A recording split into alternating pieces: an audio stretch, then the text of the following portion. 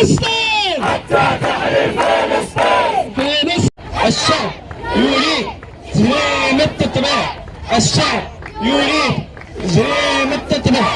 الشعب يريد تسليم التتبع. فلسطين من وجدان فلسطين. سحقا سحقا بالاقدام. سحقا سحقا بالاقدام للصهيون امريكان. للصهيون امريكان. وسحقا سحقا بالاقدام. سحقا سحقا بالاقدام للصهيون امريكان. الشعب يريد تسليم التتبع. الشعب يريد شعب واحد ماشي اثنين. شعب واحد ماشي اثنين. وشعار فلسطين ومرة بيضاء. واللاقيطة الصهيونية. واللاقيطة الصهيونية. واللاقيطة الصهيونية. شعبي قرر المصير. شعبي قرر المصير. بسم الله الرحمن الرحيم. الحمد لله اليوم كنا في وقفة وفعاليات ديال النصرة لإخواننا والأخوات ديالنا الفلسطينيات. هذه الوقفة اللي عرفت واحد المساهمة كبيرة ديال النساء والحمد لله، وهذا كيعبر عن الوعي الكبير والالتحام ديال النساء والأطفال والنساء والأسر المغربية بشكل عام مع القضية. اليوم كانت تعبير على تضامن كبير مع الإخوان ديالنا الفلسطينيين والإخوان والأخوات الغزاويات اللي الصامدات اللي هما كيعطيو دروس في الصمود، كيعطيو دروس في إنتاج واحد المنتوج بشري رائع اللي فعلا الآن كيرسم مشهد جديد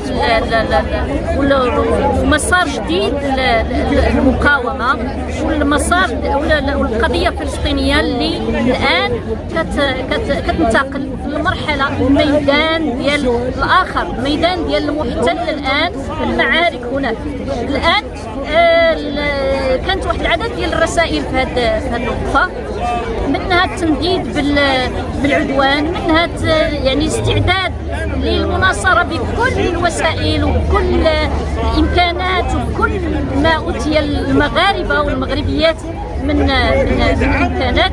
إذا بالنسبة لنا كانت دعوات، كانت رسائل موجهة أيضا للدولة ديالنا على أساس أننا الآن وليس غدا، يعني لا بد من إسقاط التطبيع، لا بد من طرد ممثل هذا الكيان المجرم المتابع بعدد من الانحرافات، المتابع بعدد من الاعتداءات.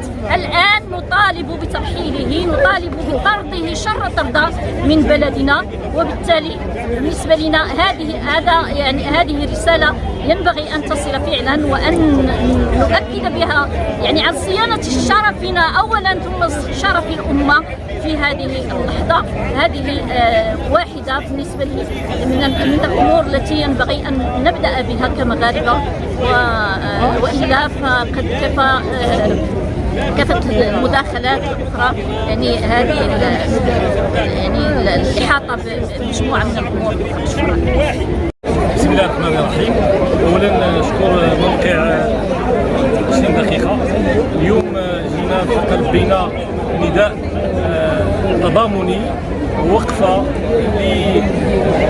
مع أهلنا في غزة، مع أهلنا في فلسطين لنصرة فلسطين ونصرة الأقصى.